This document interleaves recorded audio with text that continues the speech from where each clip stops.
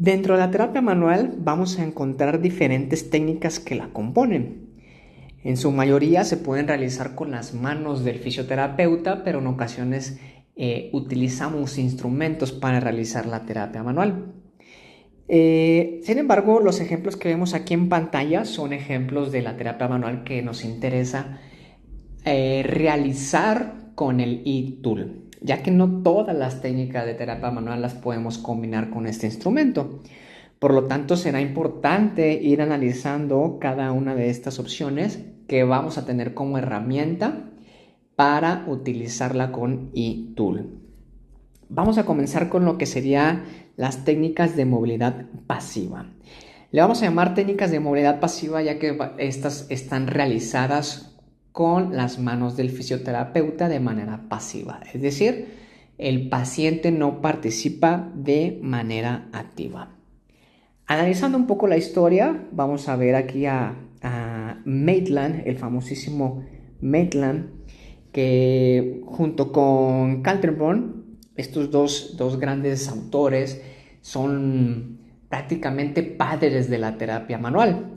Son muy relevantes para la historia de la terapia manual, incluso hoy y en la actualidad. Entonces, va a ser importante entender que Maitland fundó una filosofía muy importante de la terapia manual ortopédica, en donde él analizaba toda una manera de pensar, de realizar una hipótesis con el paciente, centraba el diagnóstico en el paciente y podía aplicar de manera excelente la terapia manual ortopédica para diferentes patologías en su paciente. Él fue uno de los primeros en diferenciar lo que será la movilización y la manipulación, dos conceptos similares pero sí diferentes. Aunque vamos a desmenuzar un poco más lo que es la movilización, que es lo que vamos a poder lograr con el e-tool. En el otro lado, bueno, vamos a ver a Kaltenborn, también otro pionero de la terapia manual por ahí de los años 50, también muy dedicado a este pensamiento, elaboración de conceptos y creación de técnicas manuales para restablecer la función del paciente. Sin embargo, él tenía conceptos más establecidos con la tracción, la compresión y el deslizamiento articular. Entonces, entendiendo ambos conceptos que propone tanto Maitland como Kaltenborn, vamos a poder entender las técnicas de movilidad pasiva y que podamos ejecutar en nuestro paciente de manera correcta. Vamos a ver, por ejemplo, que Maitland entonces mencionaba movimientos accesorios, movimientos fisiológicos y movimientos de rotaciones. Estos movimientos se pueden ejecutar en las articulaciones, ¿sí? Y el que vamos a poder realizar de mejor manera son los movimientos accesorios con e-tool. Los movimientos fisiológicos y las rotaciones se pueden lograr más con las manos del fisioterapeuta. Por lo tanto, nos vamos a enfocar un poco más en movimientos accesorios. Esos movimientos accesorios que el paciente no los puede hacer por sí mismo. Por ejemplo, deslizar una vértebra sobre otra, un movimiento postero anterior.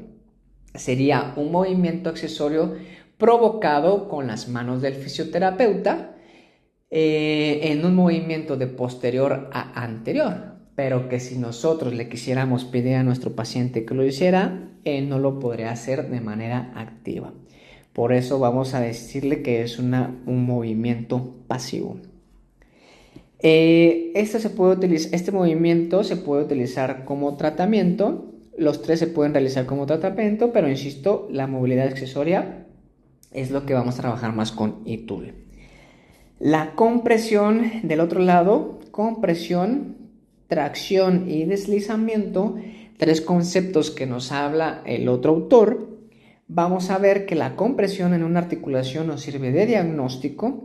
La compresión nos sirve de diagnóstico porque al comprimir dos estructuras articulares podemos reproducir síntomas y nos permite pensar en una patología de origen articular. Entonces nos lleva de manera diagnóstica a pensar que hay un problema en la articulación. De igual manera, si traccionamos y aliviamos los síntomas, también nos ayuda a elaborar un diagnóstico. Sin embargo, las tracciones de manera repetitiva en ese segmento articular nos pueden ayudar también de tratamiento, y deslizamiento vendría siendo similar a un movimiento accesorio. Deslizar dos superficies articulares o dos segmentos que componen la articulación, entre ellas ese tipo de deslizamientos nos van a permitir realizar un tratamiento y por lo tanto sería también una movilización pasiva. Deslizamientos nos van a permitir realizar un tratamiento y por lo tanto sería también una movilización pasiva. A continuación vamos a ver un criterio para la movilización y la manipulación según Maitland. Él propone estos 4 grados de movimiento, ¿sí? 4 grados de movimiento, de movilización, y un 5.º grado para la manipulación. Un movimiento de alta velocidad y poca amplitud o de baja amplitud. No nos interesa la movilización, la manipulación grado 5, ya que no podríamos trabajar con e-tool en ese grado, pero sí nos interesan movimientos grado 1, 2, 3 y 4. Para esto será necesario identificar la primer resistencia articular, es decir, tú mueves una articulación y la primer resistencia que vas a sentir, el primer tope o resistencia articular que encuentres va a ser tu R1. Y vamos a trabajar movilizaciones en un rango donde inicia el movimiento hasta donde sientes el primer R1. Este sería tu 100% de movimiento, de arco de movimiento. Entonces, menos del 25% movilizaciones en ese grado, podríamos estar trabajando un grado 1. Movilizaciones en el 50% de tu rango de movimiento sería un grado 2. Movilizaciones más del 50% y casi al 100% estaremos trabajando en una movilización grado 3 y grado 4. ¿De acuerdo? La movilización grado 1 y 2 se trabaja principalmente para manejar el dolor. La movilización grado 3 y en especial la grado 4 estaremos a movilizaciones un poquito más agresivas al rango de la resistencia número 1 para romper adherencias y aumentar la movilidad en esa articulación. Entonces será importante identificar estos 4 grados de movilización para poderlo aplicar de manera adecuada con el e-tool. La recomendación será trabajar frecuencias bajas de movimiento, que podrían ser 2 movimientos por segundo. Estos que pueden ir desde los 30 segundos hasta 5 o 10 minutos en esa articulación, dependiendo de las necesidades. Después vamos a ver la inducción miofacial. La inducción miofacial, habla esta técnica o esta liberación en el tejido miofacial. En temas pasados ya comprendimos la importancia y lo que es el trabajo en este tipo de tejidos, lo que podemos lograr gracias a la mecanotransducción. Entonces, veíamos que es un tejido neuroconectivo y facial, es el protagonista de esta técnica de inducción miofacial. El objetivo va a ser el restaurar la función de este tejido a través de la aplicación de un estímulo mecánico suave y sostenido, a través de estiramientos en la fascia y compresión en la fascia, con el objetivo de equilibrar la tensión en esta red de tejido conectivo y facial. Hay 2 tipos de aplicaciones. La número 1 es la aplicación o la técnica superficial o la liberación superficial, y la número 2 sería la técnica profunda o la liberación profunda. ¿Cuál es la diferencia? La liberación o la técnica superficial, existen deslizamientos y estiramientos en el tejido miofascial superficial, es decir, solamente en un plano dimensional, en el cual no se aplica presión en un plano profundo, no en un plano tridimensional. Entonces, en este plano dimensional vamos a aplicar entre 6 y 8 segundos de estiramiento o de deslizamiento en ese tejido miofascial. ¿De acuerdo?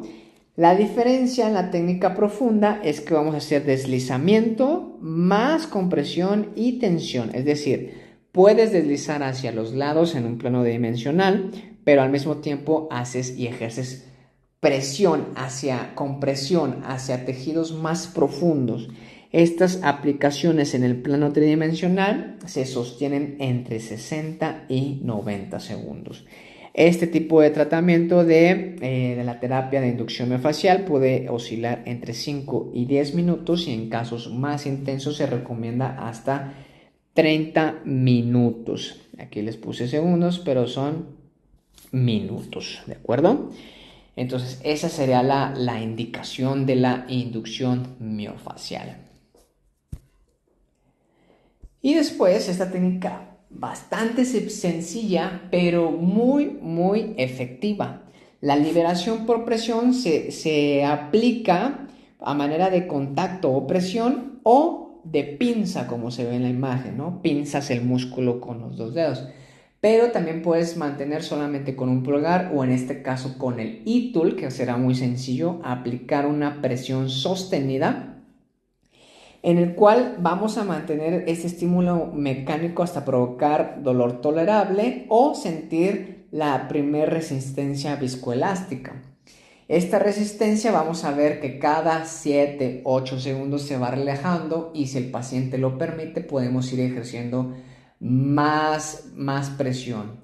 Vuelve a doler, volvemos a sentir resistencia, cede el tejido y lo volvemos a repetir. Entonces, esta aplicación en puntos gatillos miofasciales o puntos de dolor musculoesquelético basta con una sola aplicación, pero debemos de sostener esa presión entre 60 y 90 segundos para que sea efectiva. El masaje de fricción transverso profundo o Cyriax, masaje Cyriax, por el autor que lo inventó, también un muy buen padre de la terapia manual ortopédica. Utilizaba este tipo de masaje transverso profundo para curar diferentes lesiones musculoesqueléticas. Esta es una técnica precisa, ¿sí? Es una presión precisa y repetitiva de movimientos en una dirección transversa a las fibras para recuperar la función en un segmento. La acción es solamente local, no es sistémica y vamos a tener una acción mecánica por el estímulo que estamos aplicando, pero también una reacción química o de inflamación que vamos a estar provocando por la irritación que generamos en el tejido.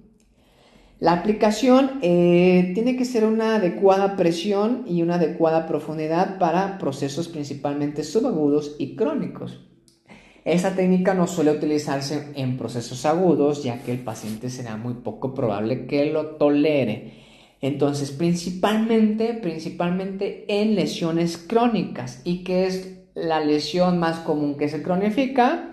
Las tendinopatías. Aunque se puede aplicar en ligamentos, cápsulas y músculos, la elección para este tipo de técnica es tendinopatías. Principalmente tendinosis, que hablamos de una lesión crónica del tendón, en donde vamos a aplicar este masaje transverso para tener una respuesta inflamatoria y que pueda ser restaurativa para el tendón. Este tipo de aplicación se recomienda, fíjense, entre 10 y 15 minutos, lo cual sería muy cansado aplicarlo con nuestros dedos. Para eso, el E-Tool va a ser bastante benéfico para poder lograr esta técnica sin consumir mucha energía o terminar muy cansados de nuestras manos o de nuestros dedos. Por eso la importancia de utilizar algún instrumento para lograr el objetivo. Poder lograr aguantar estos 10 o 15 minutos de masaje transverso en ese punto gatillo miofascial, en ese ligamento, en esa fibrosis o en esa tendinosis principalmente. Además que si le agregas un estímulo simultáneo eléctrico, el paciente va a ser más tolerable a la presión que le estamos ejerciendo. No va a quedar tan adolorido. Y eso lo podemos lograr gracias a ITUL. A continuación vamos a ver la liberación pasiva post-isométrica. ¿Sí? La liberación pasiva post-isométrica comúnmente el paciente realiza una contracción sostenida entre 6, 7 y 8 segundos y posteriormente estiramos. Aplicamos otra vez esa tensión, esa contracción isométrica y estiramos. Este es una técnica regularmente activa, pero gracias al ITUL, al estímulo eléctrico y mecánico que vamos a estar provocando en el músculo, vamos a poderlo realizar de manera pasiva. Es decir, nosotros con un estímulo eléctrico específico vamos a poder realizar una contracción isométrica en un músculo previamente estirado, en el cual vamos a influir en el sistema neuromuscular para causar una respuesta de inhibición y posteriormente volverlo a estirar, volverlo a contraer y volverlo a inhibir. De esta manera relajar, mejorar el dolor y aumentar el rango del movimiento. Gracias a esta técnica podemos influir en el periodo refractario del músculo que permite elongar de manera pasiva el músculo o la estructura musculotendinosa. Se influye principalmente en el órgano tendinoso de Golgi, en lo cual va a inhibir el músculo. Lo recomendable va a ser contracciones suaves y sostenidas entre 3 y 30 segundos. Comúnmente vamos a dejarlo en 8 segundos. ¿De acuerdo?